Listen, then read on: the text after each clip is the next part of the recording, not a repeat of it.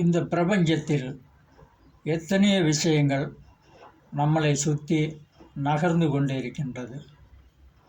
வாருங்கள் பார்ப்போம்.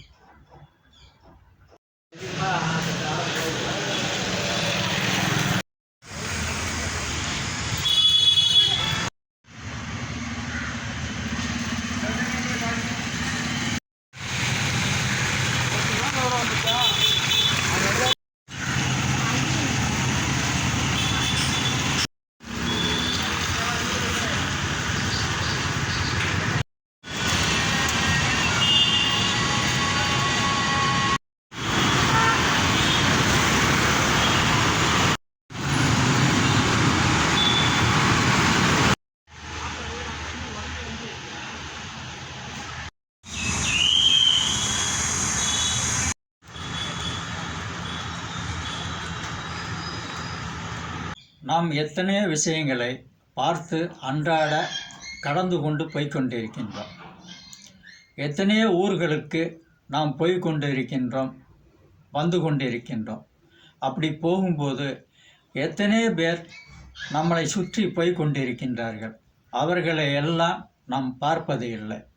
நம் எதிரே வருபவர்களை மட்டும் நம்மளால் பார்க்க முடிகிறது.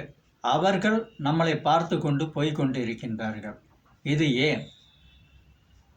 பூர்வ ஜென்ம பார்வை.